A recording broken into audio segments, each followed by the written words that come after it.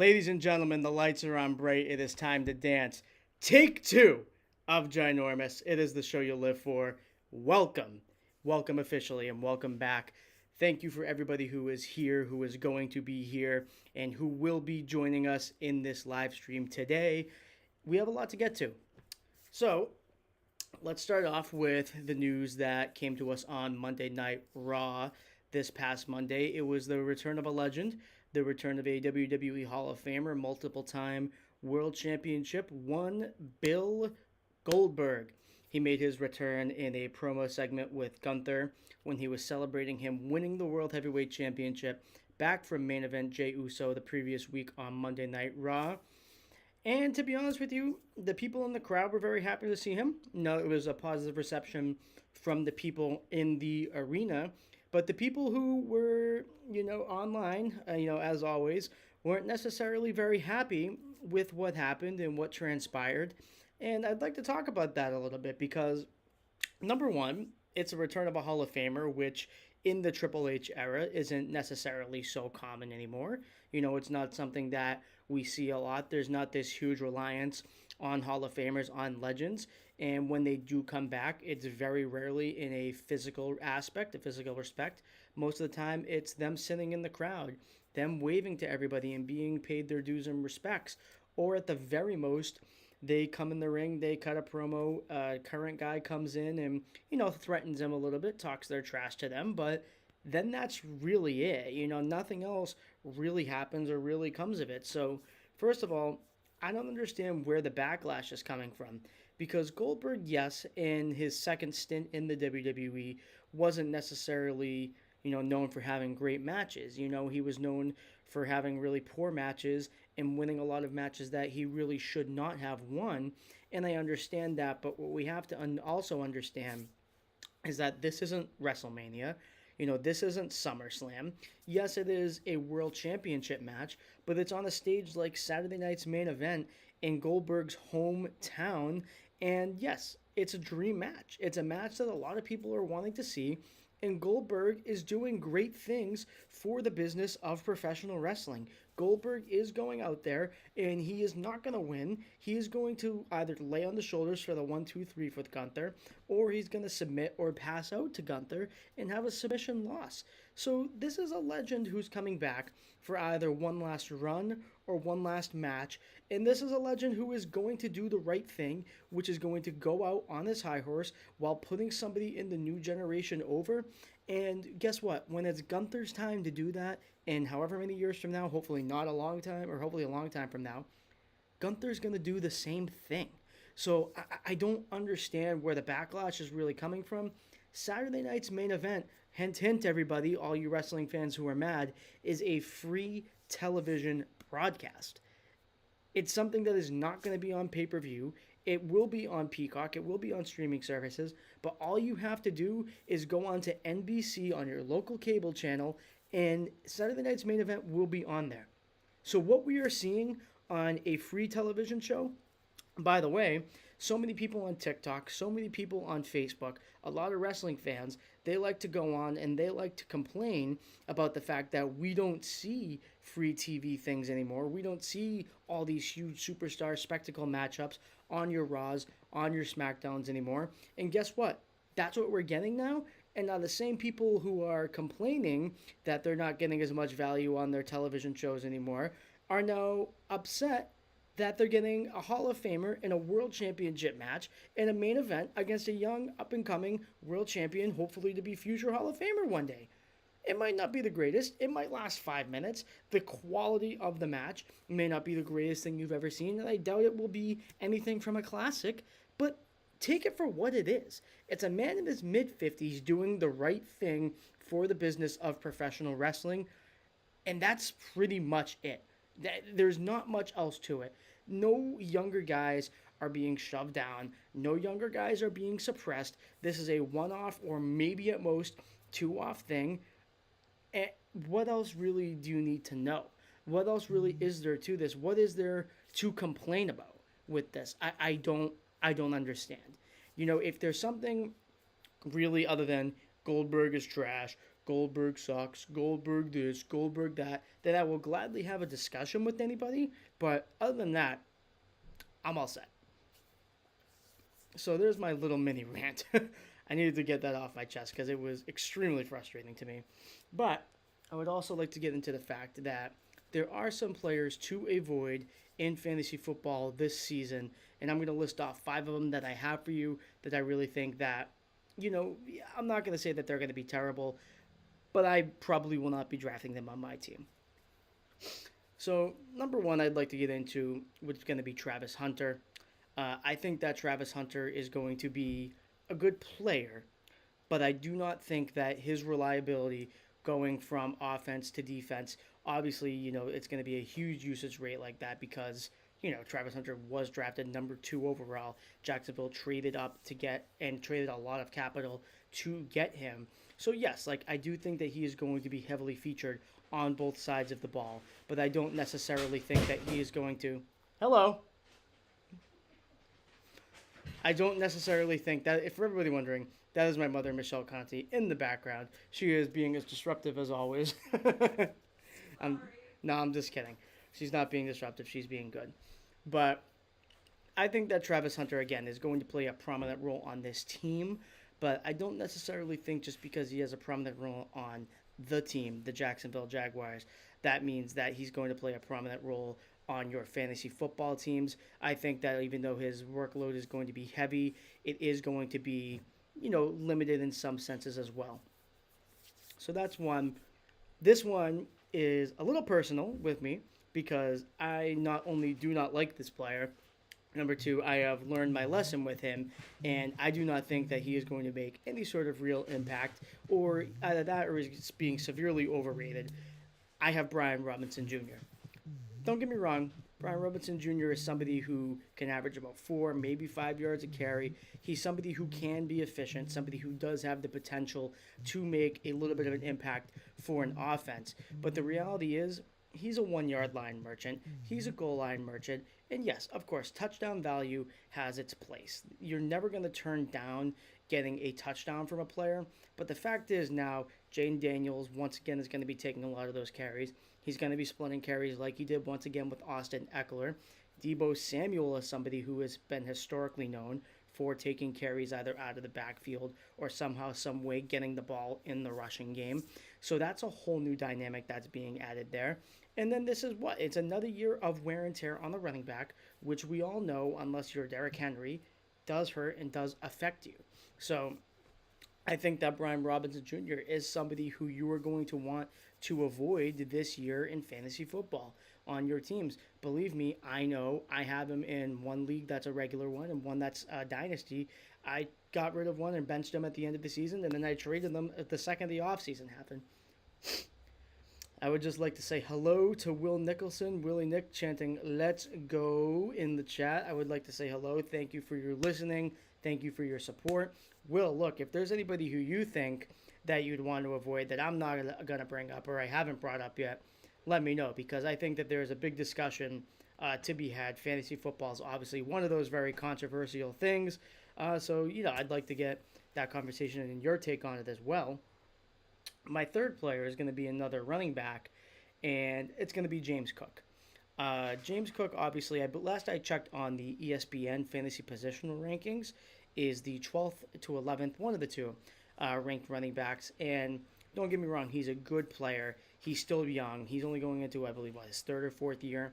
So the wear and tear that I brought up with Brian Robinson Jr., I don't believe is relevant with James Cook. I believe that James Cook is somebody who does have a lot of tread left on his tires and will give you good points if he gets his head screwed on straight. And that's one thing. He's disgruntled. He isn't necessarily happy with the money. He wants the contract that the Saquon Barkleys, that the Derrick Henry has gotten.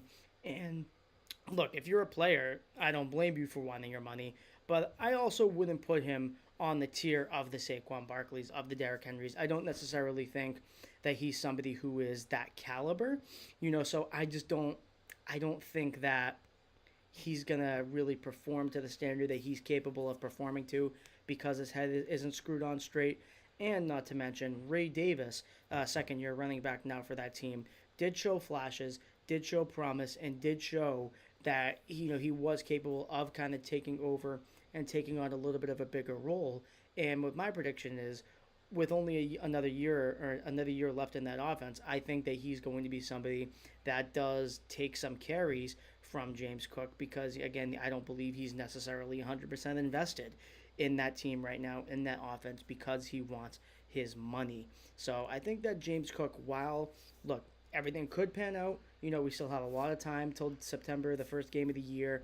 A lot of things can be settled and panned out until then, but I don't see it really happening. And I think that James Cook is going to be somebody that you're going to want to avoid this year in fantasy football. That's just from my perspective.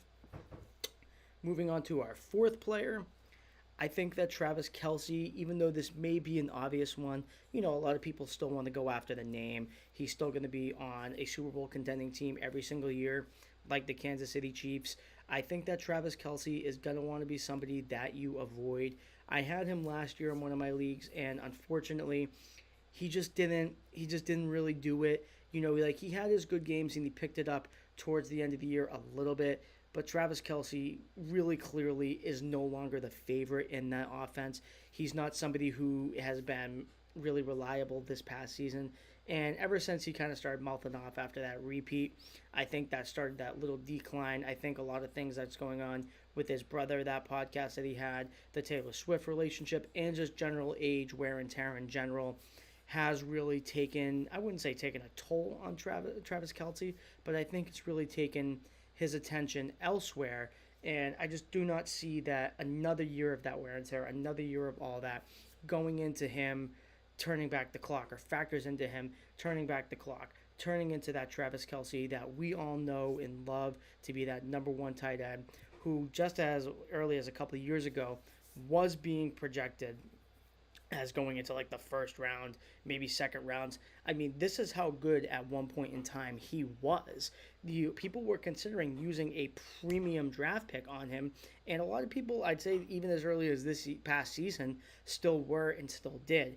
And I think that unfortunately they were met with some disappointments, but end of the day, look, I still think that he could be a good player, he can have his good games, but we obviously are reaching closer to the end than the beginning with Travis Kelce, and I do not think that he's necessarily going to make the impact that we all want him to make. And my fifth and final player on this list is going to be, hello Dom, my fifth and final player on this list is going to be Jared Goff. Now, look, Jared Goff, we all know, he isn't somebody who's going to put up the superhuman numbers. He doesn't have the rushing upside that all of other quarterbacks on this list may have. But the thing with Jared Goff that really does concern me is he's no longer going to be in the Ben Johnson offense. They got a new offensive coordinator this year. The jury's out on that. We'll see if the offense is able to maintain the efficiency that they had with Ben Johnson. But I doubt it, to be honest with you. I do not see the Detroit Lions having the same statistical offensive season as they did. Because if we're being honest, a lot of that Lions offense was the trick plays, was the double running backs. They're going to be heavily relying on Montgomery and Gibbs, that I would say even more than in years past. They obviously have the weapons. They have Laporta. They have Amon-Ra St. Brown. They have Jameson Williams, who is projected by a lot of people to have a really big year this year. And they drafted the third rounder, Isaac Tesla. We'll see if he's able to fit into anything or able to do anything. But Frank Ragnow did just retire. I know that this is a little bit of a boring talk and not necessarily in fantasy, but I don't think he's going to have necessarily the same time in the pocket that he once had. That offensive line did just take a hit with that retirement.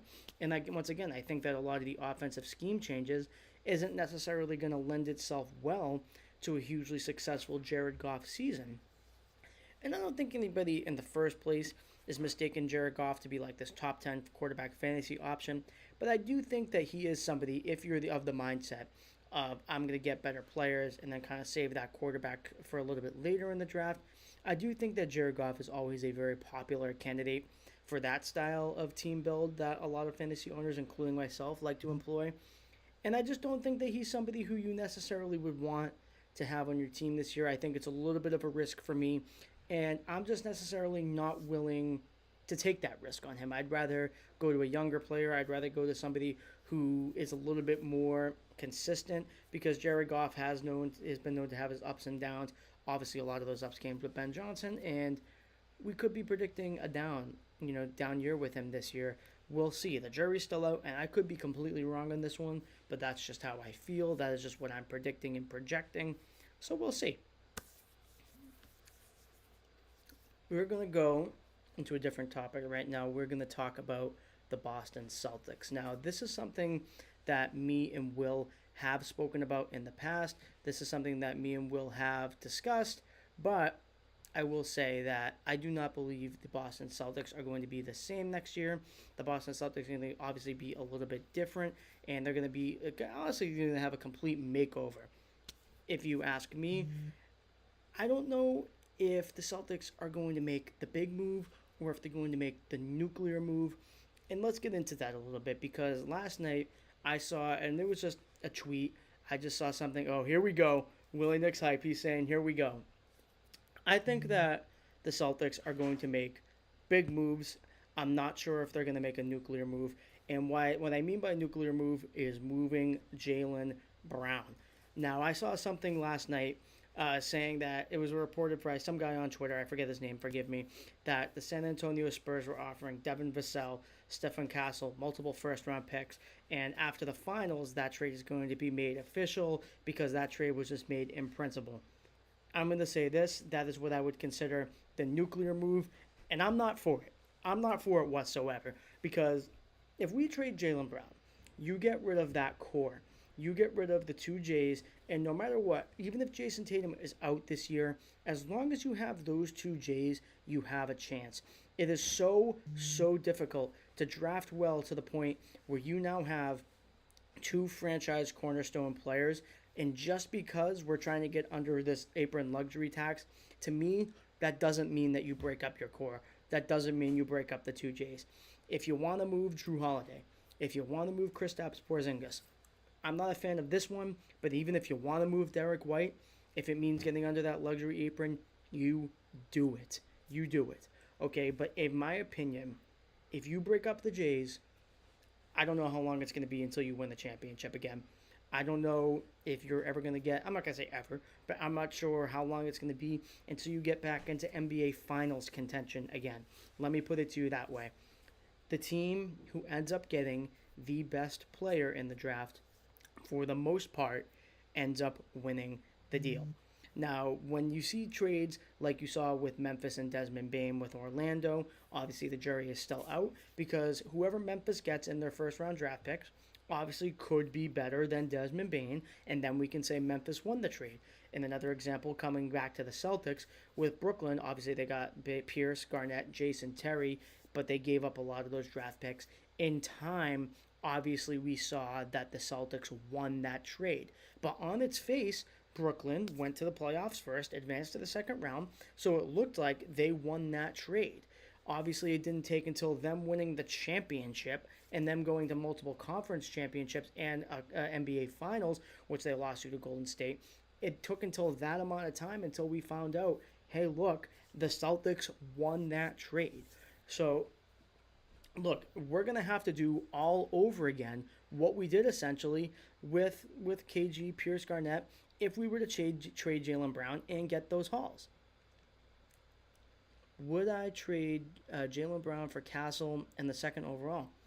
Well, no, I wouldn't. I wouldn't. Because, again, Stephon Castle is somebody who is very good. He just won Rookie of the Year. So he is somebody who obviously has a lot of potential and somebody who I do have a lot of faith in to be good and be a good player. And then obviously with the second overall pick, you're looking for somebody who is also a franchise cornerstone, somebody who's also able to contribute there. My dad's here as well. He's saying hi. But no, I wouldn't trade that, because you're now betting on Stephon Castle and the second overall pick, whoever you end up drafting, to be better than Jaylen Brown. And it's very hard and very difficult to get a player and draft a player who is better than Jaylen Brown. It's extremely difficult. I wouldn't do it. I would trade everybody around Jaylen Brown. Again, I wouldn't want to trade Derek White, but I would do it. I wouldn't necessarily want to trade Drew Holiday. I understand why you would, and I understand that that would be necessary. I would do that. Kristaps Porzingis, you absolutely have to get rid of. I would do that. But there are just so many other things that I would do. Will, I'll say this to you: the only thing that I would do if you're going to trade Jaylen Brown, is you say Nikola Jokic. If you say I will give you Nikola Jokic for Jaylen Brown, no argument. I'm doing it right then and there. But to me, it's so hard to get somebody in the return that is the quality of player that Jaylen Brown is. I just wouldn't do it. Let's see. Will says, I'm all for keeping the Jays. That's probably the best package you're going to get. Keep the Jays, in my opinion. Absolutely. And I'm glad that you feel kind of the same way of keeping the Jays. And look, if that's the best package we're going to get, I'm not saying by any means that that's a bad thing. I'm not saying that, we wouldn't maybe get to another conference championship. Maybe Castle takes that next step. Maybe the guy we get with the second overall pick is really that guy. And then you have two guys, and you've kind of just done a successful, mini little, I wouldn't even call it rebuild, but a reload, but I'm just not really willing to take that chance. And that's what I mean in kind of the headline, or kind of like the comments underneath where I put this video, where it says, are the Celtics going to make the big move, or are they going to make the nuclear move? And to me, the Jaylen Brown nuclear move obviously is the nuclear move. The big moves would be the Derek Whites, the Kristaps Porzingis. It would be like the Drew Holidays as well. And those are what I would be considered big moves. That's what I would do necessarily. I would move everything around Jaylen Brown, keep those two, keep that core, and again, try to get an everyday big man, because Will, you and I discussed this on Conti and Nick. I would try to get an everyday big man, somebody who's able to be there, be reliable. If you're able to get Nikola Vucevic, I don't know how sustainable that is. I know that he's also quite expensive himself and getting older. So I understand if you're not able to get him. But how about a Jonas Valanciunas? How about a Nikola Vucevic? How about somebody who is actually a little bit younger? How about drafting somebody and putting him into that everyday role? Or how about letting Kata get some run? Because, Kornet's fine. He's a good rotational center, and he's played his role very well here. He's won a championship, and I'm not going to say he was a key contributor, but he was a contributor to our NBA championship team. So I would just try to get somebody who's there every day. Give Kata some burn. You get those young guys there for a reason. And if not, then go out and go get somebody else. Only people who are safe are Tatum and Brown. Derek White is close. I agree with you, and that's why I'm saying, I would at all costs try to keep Derek White. But I mean, Will, you tell me, what would be a package that would be acceptable for you to Derek White? To me, it would have to be, in my opinion, better than what Mikal Bridges or Desmond Bane got. That's just me. But yeah, so look, the Boston Celtics, they're going to have a lot of thinking to do. Obviously, they're going to be a lot different than what we see and what we have known them to be for the past couple of years. Now, the question is, are they going to make the big move, or are they going to make the nuclear move? So that's what that is. Has to be. Oh, we'll see what Will says. My mom's going up the stairs again. But, yeah. So that's pretty much what I have to say about the Celtics. Real quickly, too, I did have kind of a topic that I wanted to get into. I wanted to give it a couple of minutes. I want to keep it brief. But obviously, Kevin Durant has been in the news for being in a trade destination. He prefers the Spurs, the Heat, or the Rockets. And I would just like to say that Kevin Durant has drawn no interest from the New York Knicks, who are also down bad as well because of their coaching situation. And I would just like to say, what a fall from grace Kevin Durant has had, that the New York Knicks are not even interested in you. And I would just like to have that kind of open up a broader discussion about Kevin Durant's legacy a little bit, because people say that in terms of greatest players of all time, some people like to put him in with these top 10 players of all time. And I'm sorry, I just disagree with that. I disagree that he is a top 10 player of all time. And honestly, I'd have to think about it, but I disagree that he's a top 15 player of all time. I think that Kevin Durant, when he was with the Golden State Warriors, really put himself into that little upper legacy, that upper echelon, and it really looked like he belonged there. But ever since he left, it has been nothing but disappointment after disappointment, and teams that have brought him in, like Brooklyn, like Phoenix, have really tarnished his legacy, and they've expected him to kind of be that number one guy who propels him into that next level of NBA basketball. And the expectation has been championships every year he's been on whatever team that he's been traded to. And it's been a complete disappointment. I mean, he puts up the numbers. He's still able to drop 25 to 30 in his sleep. It's not the skill that I'm concerned about. It's not the skill that I'm here saying is wrong. But do you think it's a coincidence that Golden State wins with him and without him? I don't think that's a coincidence. I don't think it's necessarily off the pale and beyond the pale to say that Kevin Durant is overrated at this stage in his career. And yes, Will in the comments, and I appreciate you being so upbeat with these comments, Will. His legacy is tarnished 100%. And I'm glad that we kind of agree on that because, at one point it really was, hey, Kevin Durant, he's going to be a top 10 player when it's all said and done. He's not going to be, maybe not up to LeBron's level in terms of all-time small forwards, but I don't think that he's in Larry Bird's. I'm not going to say he's not in the same conversation, but I don't think he's better than Larry Bird. I don't think that he's somebody who is going to propel him. Now, look, if he goes to the Heat, and that Heat culture really kind of does change him, and they end up going to the conference finals and challenge for a championship, maybe we can reopen that discussion. But I mean, let's look at it. Last year, he got swept. I mean, and he lost again in this year's finals. So he isn't getting the job done as the number one on the championship team anymore. And I just got to say, if people still defend Kevin Durant, because there is a huge debate, people do defend Kevin Durant to the edge of the earth and defend his accomplishments in Golden State. And as Will just said in the comments, Curry won without Durant. Durant didn't win without Curry. Absolutely right. And to me, that's the only argument that I have to give you. So we can have a further debate on that if you guys want to. But hey, look, for now, I'm going to end this live stream. Was the second take. The first time when I did Ginormous, it was around 1 o'clock this afternoon. There was a lot of technical difficulties. For whatever reason, my mic was echoing. I'm not sure what happened there. But hey, look, I hope you guys liked the intro song. I'm getting a lot more comfortable, kind of training myself, teaching myself here with OBS here. I'm looking to get a microphone in the coming days, in the coming weeks. That's something that's going to improve the audio, and perhaps even a camera that will improve a lot of things as well. So, Will, I'd like to thank you for being so active in this chat. I'd like to thank everybody here who was watching. Thank you for your support. Thank you for all of your engagement on social media. Have a good rest of your night, everybody. This has been Ginormous.